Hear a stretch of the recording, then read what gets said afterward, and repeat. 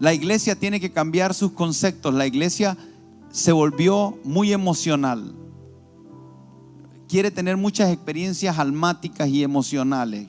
Queremos todo el tiempo sentir. Si no siento, no estuvo bueno.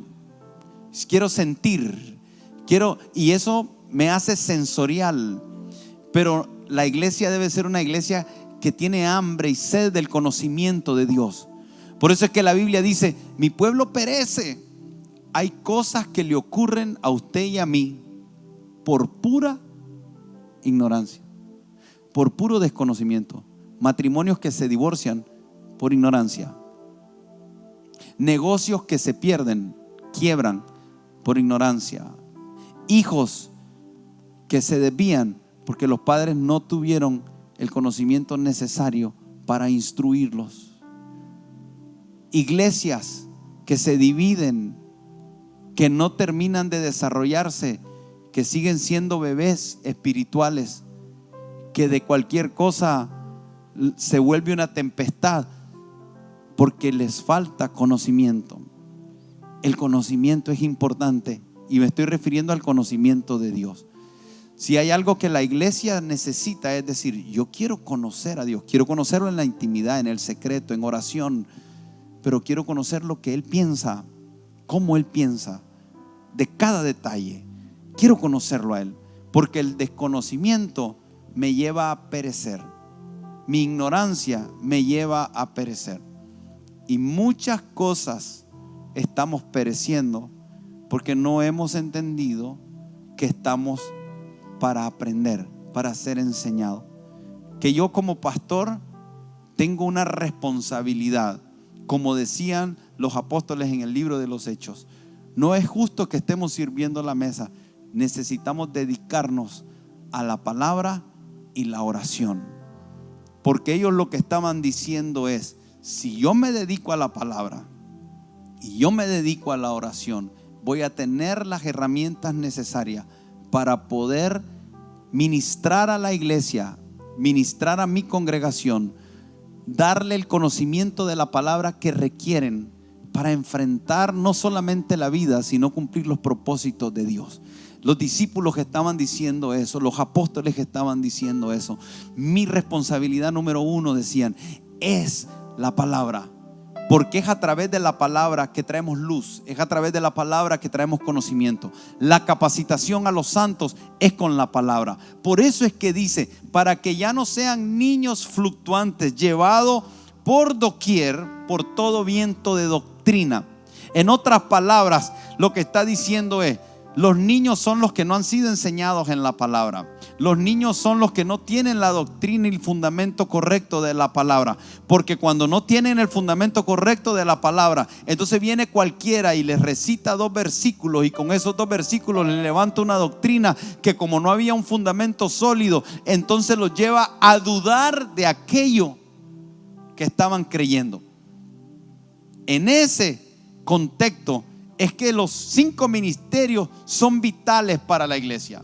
Que necesitamos a los profetas enseñando, necesitamos a los apóstoles enseñando, necesitamos a los evangelistas enseñando, necesitamos a los maestros enseñando, necesitamos a los pastores enseñando, y necesitamos a una iglesia que tiene el entendimiento que cuando está siendo enseñada le conviene, que debe de dedicarse a eso, que debe darle la prioridad, que no es un asunto de ir al culto, no es un asunto de cumplir y ir el domingo, es un asunto de conocimiento.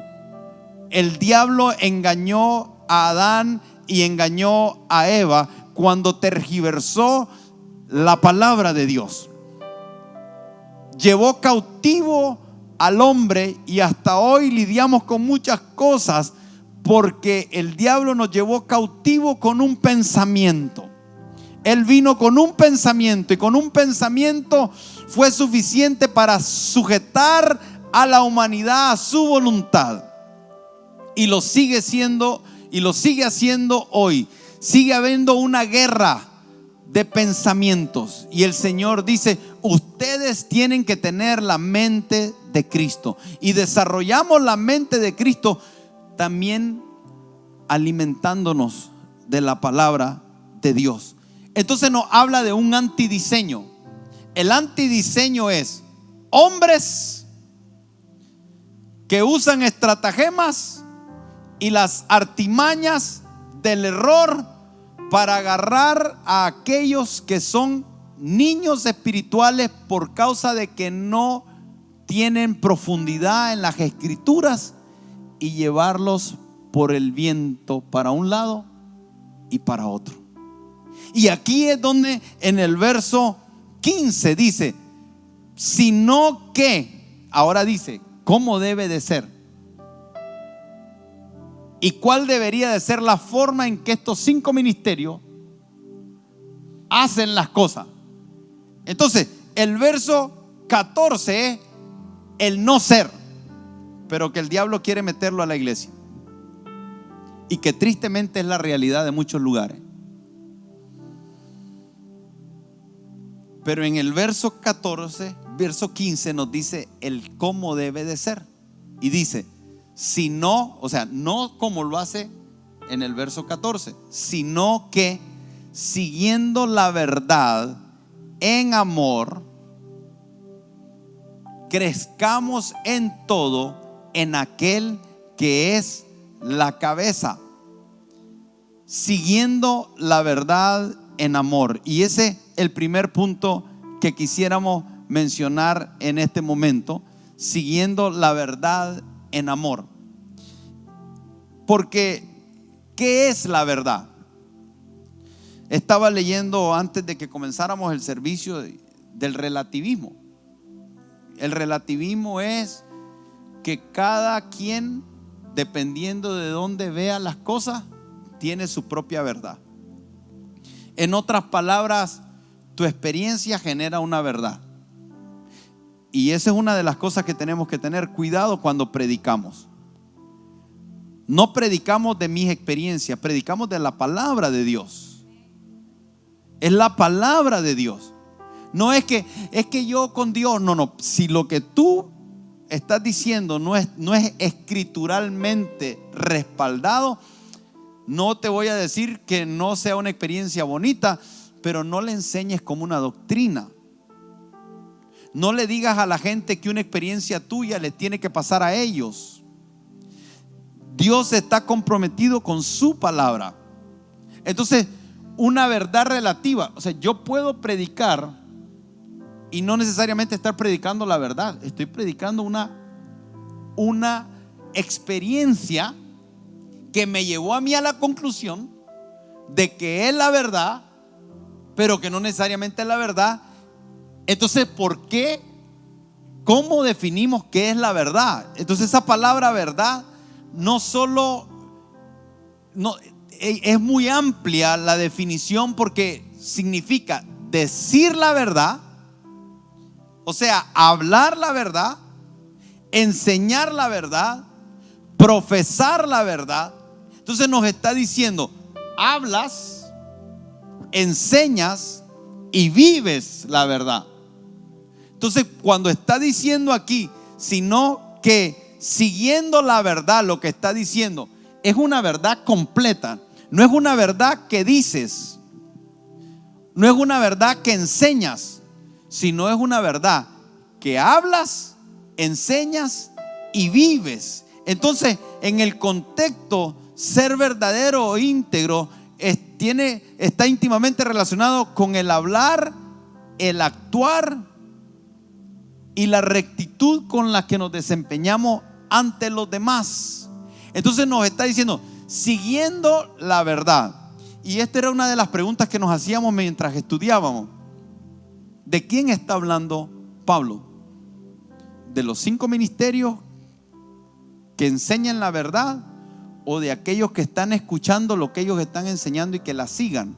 Y eso es lo lindo cuando nosotros buscamos las definiciones en el original, porque nosotros leemos aquí siguiendo la verdad. Entonces pudiera ser que pensemos que se está refiriendo a aquellos que oyen el mensaje, que sigan la verdad, pero en realidad está hablando de aquellos que están enseñando, y les está diciendo, cuando ustedes enseñen, estén seguros que hablan la verdad, enseñan la verdad y profesan la verdad.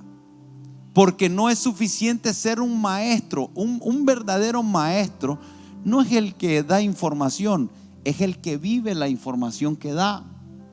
Entonces lo que nos está diciendo Pablo, el diseño en realidad verdadero es un diseño donde se habla, se enseña y se profesa la verdad.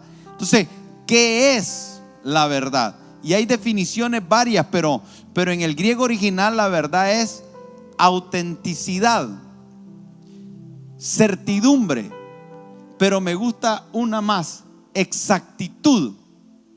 Entonces, cuando yo pienso en exactitud, se me viene a la mente Apolo, que predicaba, y cuando predicaba hasta el bautismo de Juan, dice en Hechos. Pero llegaron dos que lo escucharon predicar, Aquilas y Priscila, y eran personas que habían ido más profundo en el conocimiento de Dios, de la palabra de Dios. Entonces dice que cuando él termina de predicar, esto está en Hechos capítulo 18 verso 26, usted lo puede leer. Dice que cuando él terminó y lo oyeron, le tomaron aparte y le expusieron más exactamente el camino de Dios. Entonces, cuando nosotros definimos verdad, hay verdades que no tienen exactitud, y que cuando no tienen exactitud rayan en el engaño o en el error. Entonces, cuando está diciendo sigan la verdad, está hablando de lo que es auténtico, pero de lo que también es exacto. Entonces, si habla de autenticidad, está hablando del nivel más alto de realidad. ¿Por qué? Porque cuando nosotros hablamos de autenticidad, es aquello que no tiene duda de que es como es. Entonces, si nosotros comenzamos a ponerlo eso en la práctica, y alguien está enfermo y se va donde el doctor, y el doctor le diagnostica una enfermedad, y él regresa donde nosotros a hablar y nos dice: me diagnosticaron con migraña. Entonces pudiéramos decir, ante el doctor, eso es una verdad. Pero Pablo dice, ustedes tienen que seguir la verdad. Entonces, si yo soy alguien que cree que la verdad es lo que la ciencia dice, entonces yo digo, tengo una migraña, y se vuelve mi verdad. Pero Pablo está diciendo, siguiendo la verdad, pero se está refiriendo a una verdad divina. No es una verdad intelectual. Y cuando nosotros entendemos la verdad, entendemos que la verdad no es un concepto. Yo puedo darle definiciones y decirle autenticidad, exactitud, certeza, veracidad, fidelidad, y te doy todas esas cosas. Pero la Escritura define la verdad diferente. Jesús dice, yo soy el camino, yo soy la verdad y yo soy la vida. Nadie viene al Padre si no es por mí. Entonces Jesús está diciendo, yo soy el camino. ¿A quién le está diciendo? A los que creen que hay muchos caminos. Solo hay un camino a Dios. ¿Cómo puede ser que alguien diga que hay otras formas de llegar a Dios? No es otra cosa más que estratagemas de hombres que usan las artimañas del error y que solamente funcionan con aquellos que son niños llevados por doquier de todo viento de doctrina. La Biblia, las cosas fundamentales las dejó muy claras. La Biblia no es un libro que el Señor nos dejó para confundirnos. No, hermano. Causan confusión aquellos que deliberadamente quieren hacerlo. Pero la Biblia es para leer, para ser leída por todos. El Señor habló en parábolas y les habló en parábolas, contó historias sencillas. Entonces Él dijo, yo soy el camino. Escuche esta verdad, porque si usted no puede recibir esta verdad, usted no puede recibir nada. Yo soy el camino, yo soy la verdad y la vida. Nadie viene al Padre si no es por mí. No hay mediadores entre Dios y los hombres. Solo uno, Jesucristo hombre. Esta verdad a un niño fluctuante que ha sido engañado por estratagemas de hombres, lo tiene confundido. Entonces nos dice que nosotros tenemos que hablar la verdad, enseñar la verdad y profesar la verdad. Pero ¿por qué? Porque en el contexto que nos habla, la verdad trae unidad, la mentira trae división. Eso es lo que nos está diciendo en el capítulo 1. Dice: sean solícitos en guardar la unidad del espíritu. Entonces el engaño lo que va a traer es división. Pero me gustaría, Pastor Rubén. Jesús le dijo a sus discípulos, aquellos discípulos que habían creído, Jesús les dijo a los discípulos: es importante que no solamente crean, sino que permanezcan en mis palabras, porque entonces serán verdaderamente mis discípulos. Eso está en Juan 8. Entonces, cuando nosotros pensamos en esto, lo primero que estamos tratando de asentar en tu corazón, en tu vida, es que necesitamos alinear toda nuestra vida a la palabra para que podamos crecer por ella. Pero Pablo también agrega un segundo elemento cuando dice que es importante seguir la verdad, pero la verdad en amor. O sea, no se limita a solamente continuar la verdad, sino poderla seguir en amor. Pero ahí es donde es importante que nosotros primeramente en nuestro corazón podamos conectarnos con este hecho. Cada vez que yo voy más a las escrituras, cada vez que escudriño más las escrituras, cada vez que profundizo, permanezco en ella, me van preparando, me hacen apto, nos preparan para toda buena obra. Porque toda la madurez, el crecimiento que Dios nos quiere dar, se va a sentar en que nosotros permanezcamos en la verdad. Creo que en la medida en que nosotros buscamos a Dios a través de las escrituras, es como vamos a ir adquiriendo el conocimiento verdadero que está en ella, que es Cristo Jesús, para que nosotros podamos crecer y madurar y llegar a la estatura del varón perfecto, que es lo que el pasaje nos está indicando aquí. Frente a un antidiseño, frente a una gama de estratagemas que quieren desviarnos de la verdad, Pablo nos insta que necesitamos conocer la verdad de tal manera que podamos alcanzar la madurez en Cristo, quien es la única verdad.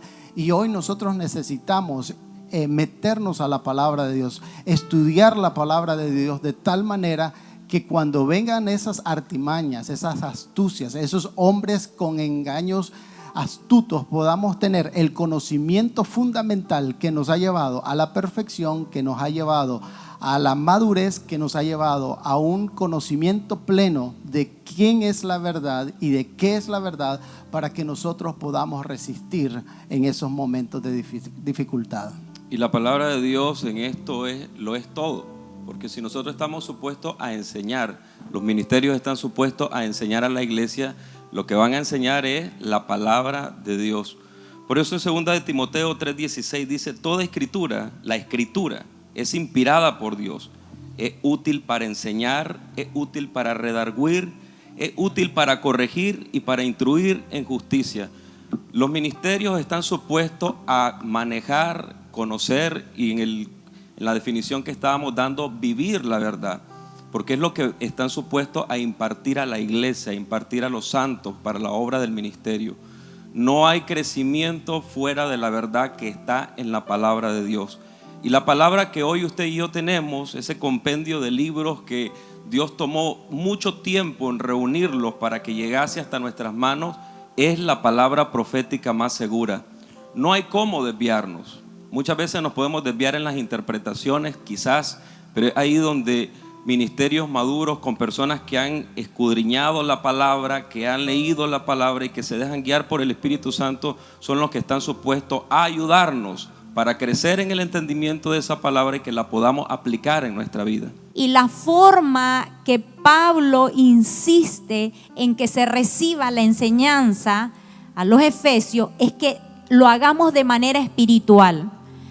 Y no es que todo ahora lo andemos viendo espiritualmente, aunque sí es necesario, sino que seamos asentados, maduros en entender el ámbito que está a nuestro alrededor y que la oposición es real. Y por eso Pablo hace énfasis en que seamos conscientes que a nuestro alrededor van a haber oposiciones por medio de estrategias, estratagemas, engaños. Hay vientos, dice, vientos de doctrina.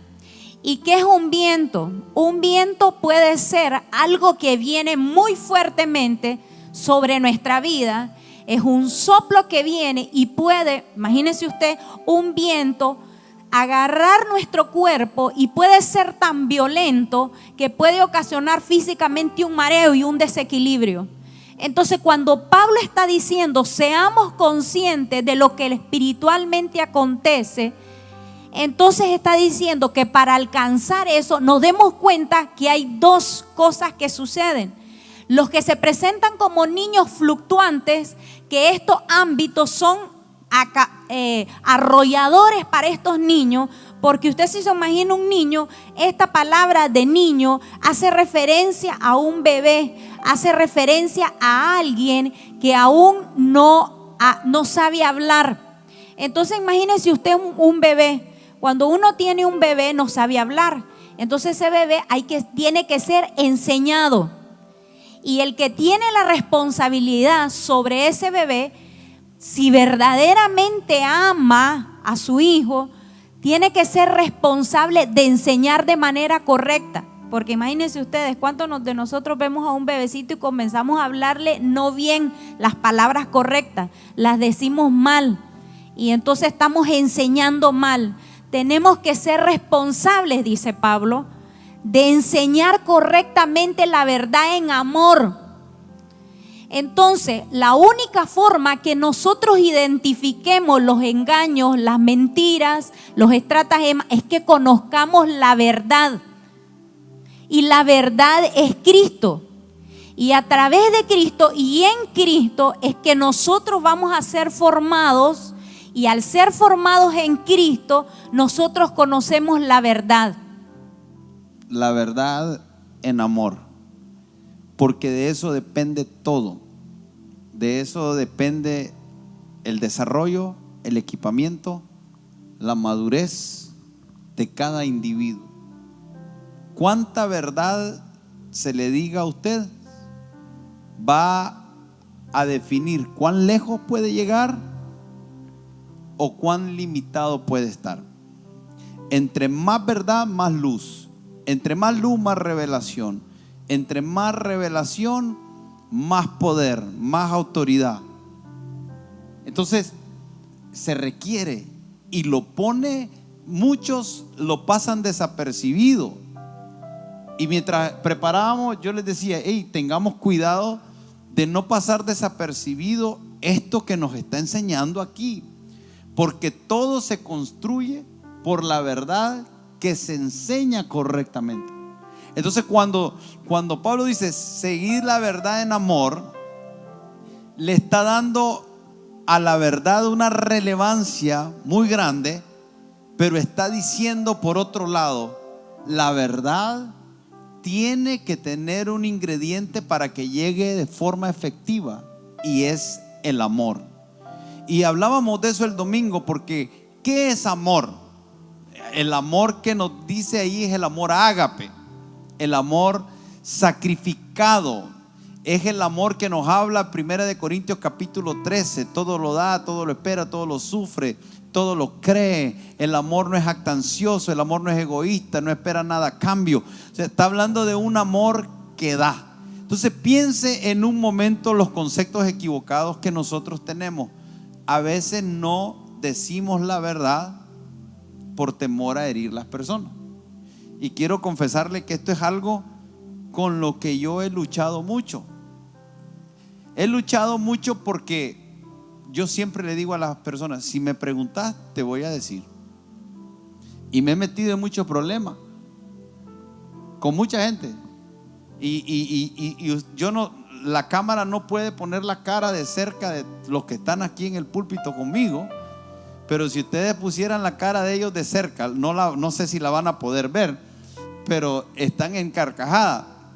Y están en carcajada porque ellos saben que cuando hablan conmigo, a lo blanco, blanco y a lo negro, negro.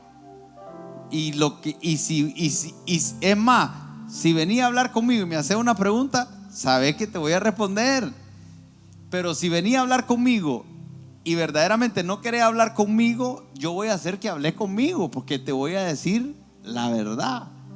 Entonces eso ha sido algo que por mucho tiempo yo decía a mi esposa, no, es que por la verdad murió Cristo, dicen algunos, ¿verdad? Pero qué importante es que conforme uno va madurando, uno va aprendiendo que la verdad debe de llevar como ingrediente el amor, pero no el amor sentimental, porque si fuera el amor sentimental, comprometeríamos la verdad por hacer sentir bien a alguien. Y lo que está diciendo Pablo aquí es esto: el verdadero amor dice la verdad a pesar de. Entonces lo que está diciendo Pablo es esto: tenés que aprender a amar a las personas de tal manera que aun cuando digas la verdad, terminen odiándote y terminen molestos contigo.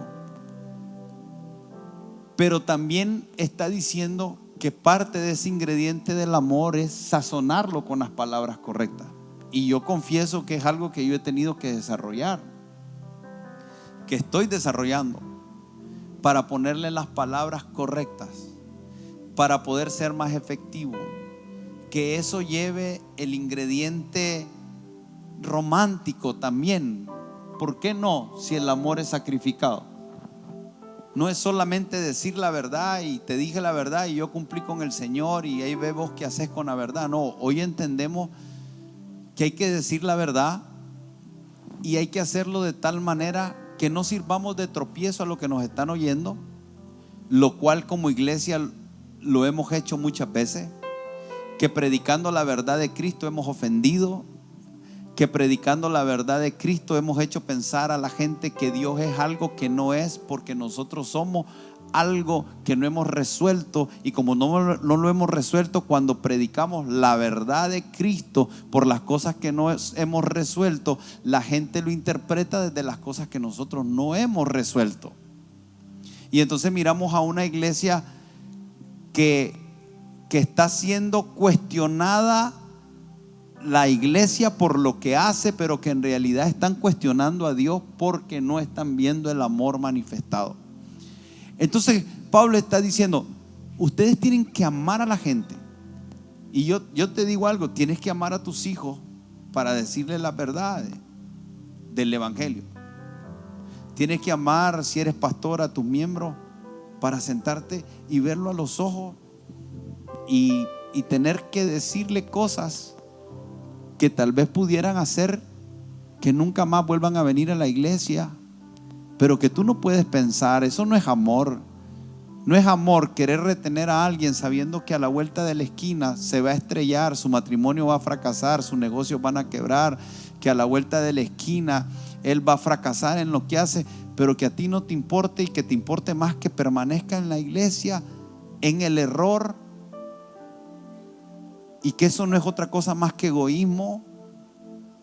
Qué peligroso es que como pastores prediquemos un mensaje que suene al oído agradable, que prediquemos lo que la gente quiere oír y no lo que necesita oír. La gente anda buscando cómo le digan lo que los hace sentir bien, y a veces la solución a los problemas no es lo que vas a oír que te va a hacer sentir bien. Lo que te va a hacer la solución a tu problema es lo que vas a oír que te va a incomodar, lo que te va a confrontar. La palabra de Dios confronta, Porque si la palabra de Dios no estuviera para confrontarlos, entonces todos vendríamos a la iglesia con los asuntos resueltos. Entonces todos viniéramos a la iglesia para que nos dijeran: eres un buen marido y estás haciendo las cosas bien, síguelas haciendo así. Pero no necesitas la iglesia.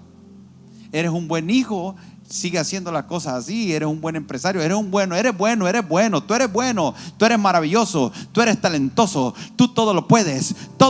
Y agarramos los versículos y predicamos un evangelio: todo lo puedes en Cristo. Sueña, cree, profetiza, haz. Y la gente está emocionada. Pero hay momentos en que hay que decir cosas por amor, porque te pueden salvar tu casa.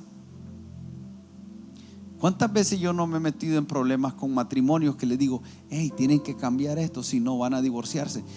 Y en el tiempo se divorcian y yo le digo a mi esposa: no me agrada estar en lo correcto. No es agradable tener razón cuando le dices a alguien lo que le va a pasar si no hace los ajustes y le pasa.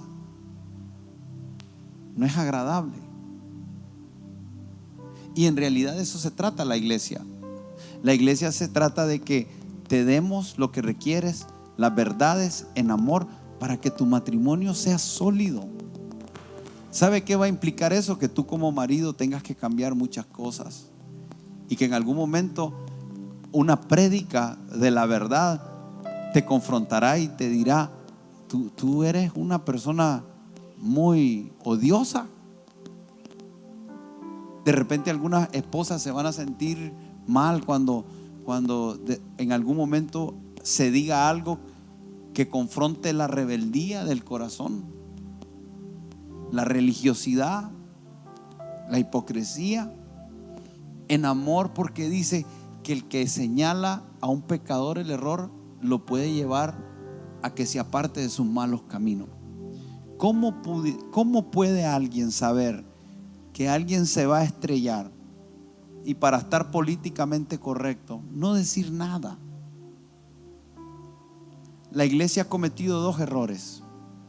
Uno, ha hablado la verdad sin amor, al punto que nos han acusado de odio. Nos han acusado de odio porque hemos dicho las cosas mal desde el púlpito. Hemos expresado el mensaje de amor de Dios desde los asuntos no resueltos, y hemos enviado a gente al infierno. Nos debería de doler,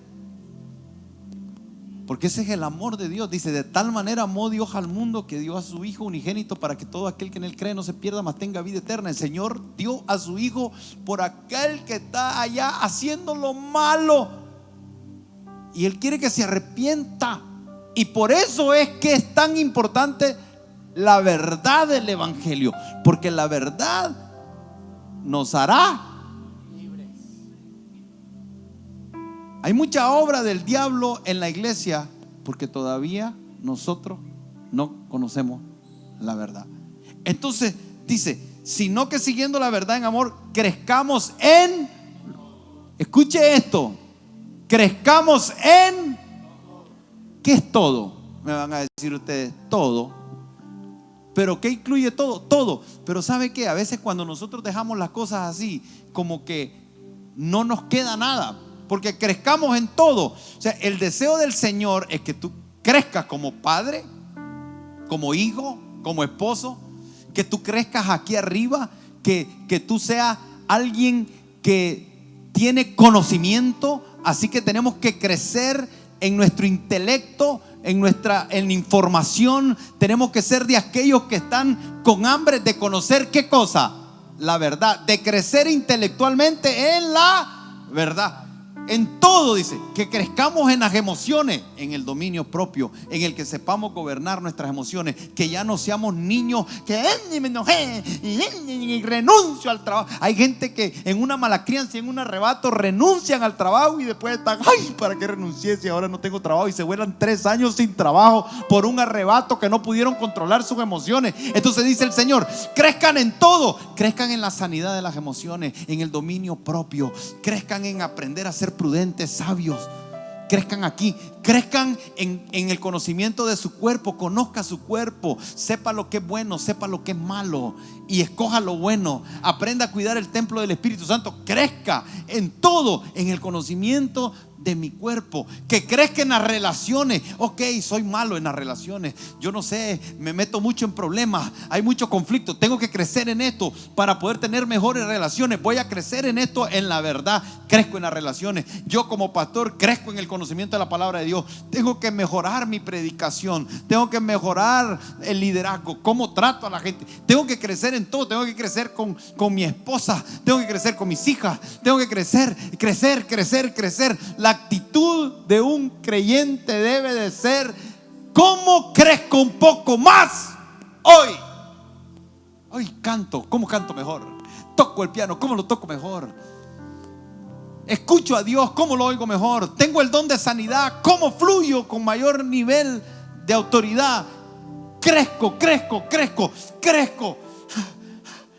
Y si vamos a invertir energía, invertámosla en esto, porque el deseo de Dios es que cuando nosotros estamos siguiendo la verdad en amor, crezcamos en todo, pero en aquel que es la cabeza, esto es Cristo. Entonces yo puedo tener información de psicología, puedo tener información de medicina, puedo tener información de lo que dicen los sociólogos, de lo que dicen los tratadistas del derecho. Yo adquiero todo eso, pero todo eso lo tengo que filtrar, porque todo crecimiento que no es en Cristo no es crecimiento. Todo lo que usted crezca que no lleve a Cristo, usted puede crecer en su negocio y usted puede crecer en su empresa, pero si usted no tiene entendimiento desde Cristo de lo que es su negocio, de lo que es su empresa, de lo que es el ministerio, de lo que es su familia, eso sí, usted no está creciendo. Sí, pero ahora tengo 3 locales y antes solo tenía 1. Sí, pero no es en Cristo, porque todo nuestro crecimiento debe de ser en Él, en aquel que es la cabeza. Este es Cristo.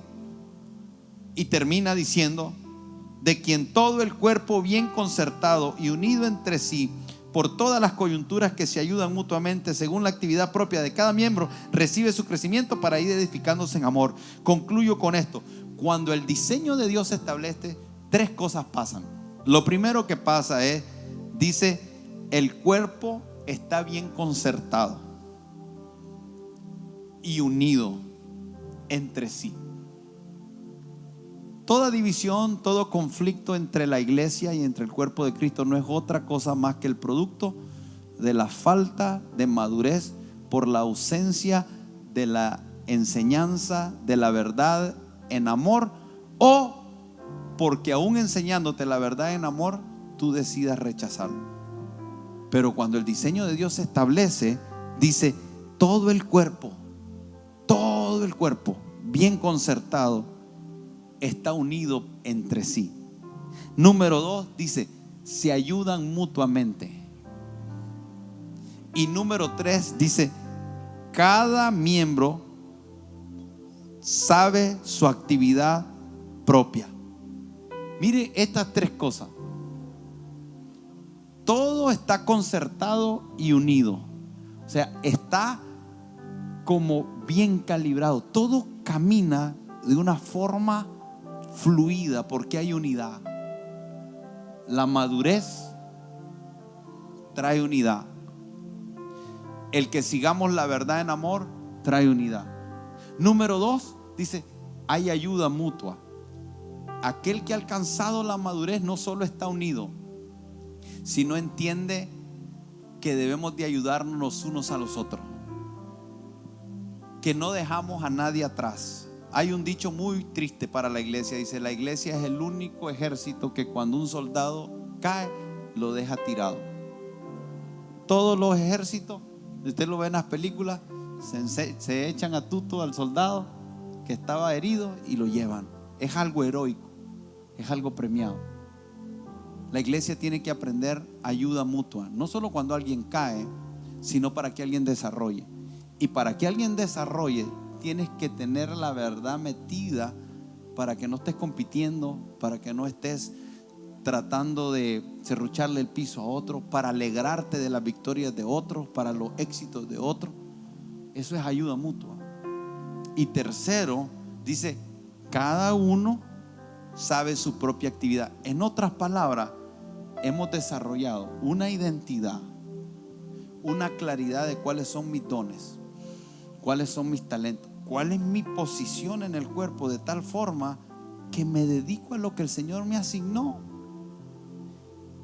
¿Qué problemas van a haber en una iglesia así? Todos son solícitos en guardar la unidad. Todos se ayudan mutuamente. Y cada quien sabe cuál es su asignación, cuál es su don, cuál es su talento. Parece el cielo.